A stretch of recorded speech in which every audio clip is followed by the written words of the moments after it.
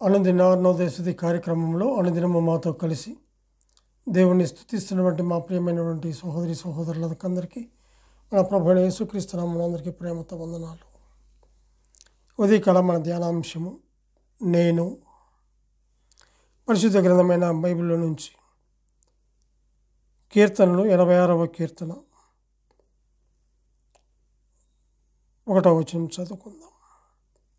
యెహోవా, నేను దీనుడను దరిద్రుడను, చెవియొగ్గి నాకు ఉత్తరమేమో.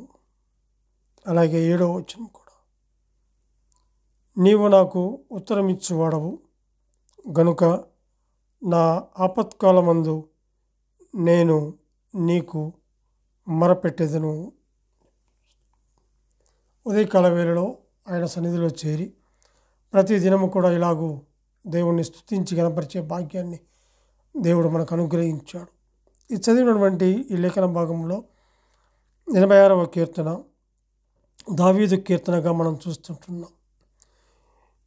యెహోవా, నేను దీనుడను దరిద్రుడను, చెవియొగ్గి నాకు ఉత్తరమేమో అని చెప్పేసి చూస్తుంటున్నాం. ఈ కీర్తన భక్తుడైన దావీదు చేత వ్రాయబడింది. ఈ కీర్తనలో దావీదు దేవుని యొక్క వ్యక్తిత్వమును గురించి వ్రాయబడం మాత్రమే కాకుండా తాను ఏమై ఉన్నాడో కూడా ఇక్కడ వ్రాస్తున్నాడు. నేను దీనుడను అంటున్నాడు. దావీదు తనను తాను దేవుని ముందు తగ్గించుకున్నాడు. నేను దీనుడను అని చెప్పుకున్నాడు. దావీదు ఎంత తగ్గించుకున్నాడంటే, నేను నరుడను కాను, నేను పురుగును అని కూడా అంతగా తగ్గించుకున్నాడు.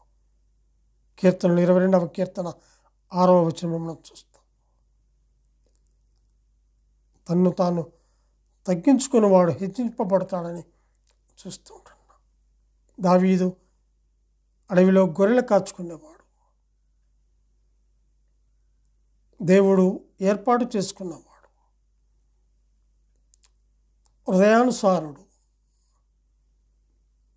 దేవుడు కోరినవాడు. అటువంటి దావీదు ఏమంటున్నాడంటే, యెహోవా, నేను దీనుడను దరిద్రుడను, చెవియొగ్గి నాకు ఉత్తరమేమో అంటున్నాడు. దశలోనికీయులకు రాసిన దినవృత్తాంతములు 2వ గ్రంథము, దినవృత్తాంతములు 2వ గ్రంథము 7వ అధ్యాయము 14వ వచనం చదువు. దినవృత్తాంతములు 2వ గ్రంథము 7వ అధ్యాయము 14వ వచనం. నా పేరు పెట్టబడిన నా జనులు తాము తగ్గించుకొని ప్రార్థన చేసి నన్ను వెతికి తమ చెడు మార్గములను విడిచిన యెడల ఆకాశము నుండి నేను వారి ప్రార్థనను విని వారి పాపమును క్షమించి వారి దేశమును స్వస్థపరచుదును అని చెప్పి చూస్తున్నాను. ఇక్కడ కూడా గమనించినట్లయితే ప్రజలు తమ్మును తాము తగ్గించుకొని ప్రార్థన చేసినటువంటిగా చూస్తుంటున్నాం. దావీదు కూడా ఇక్కడ నేను దీనుడను దరిద్రుడను, చెవియొగ్గి నాకు ఉత్తరమేమో, నేను నీ భక్తుడను, నా ప్రాణము కాపాడము అని చెప్పేసి, నా దేవా, నిన్ను నమ్ముకొని ఉన్న నీ సేవకుని రక్షింపుము అని చెప్పేసి ఆయన మొరపెడుతూ ఉంటున్నాడు. 7వ వచనంలో, నీవు నాకు ఉత్తరం ఇచ్చువాడు కనుక నా ఆపత్కాలమందు నేను నీకు మొరపెట్టెదను అని చెప్పి చూస్తుంటున్నాను. ఒకటి ఆయన దావీదు నేను దీనుడను అని చెప్పేసి అంటున్నాడు. 2 దరిద్రుడు అని చెప్పేసి ఇక్కడ చూస్తుంటున్నాను. నేను దీనుడనయ్యా, నేను తగ్గించుకొని నీ సన్నిధిలో నేను ప్రార్థన చేస్తుంటున్నాను. నా మొర ఆలకించు.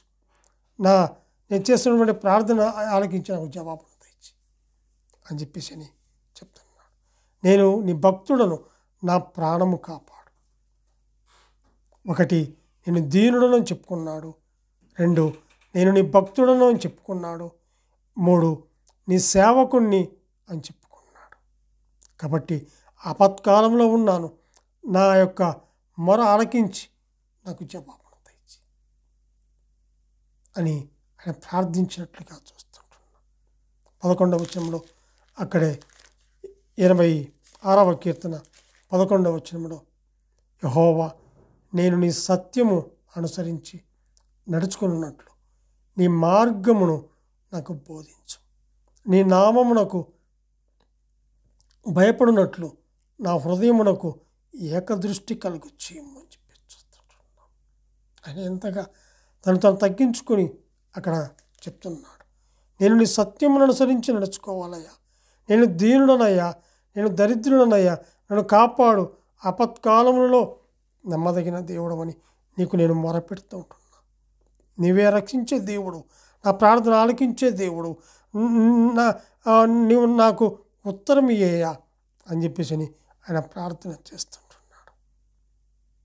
6వ వచనంలో 86వ కీర్తన 6వ వచనంలో యెహోవా నా ప్రార్థనకు చెవియొక్కుము, నా మనవుల ధ్వని ఆలకింపము. నీవు నాకు ఉత్తరం ఇచ్చువాడు. ఆయనే ఉత్తరం ఇచ్చేవాడు, ఆయనే కాపాడేవాడు, ఆయనే ప్రార్థనకు జవాబిచ్చేవాడు, ప్రార్థన ఆలకించేవాడు ఆయన.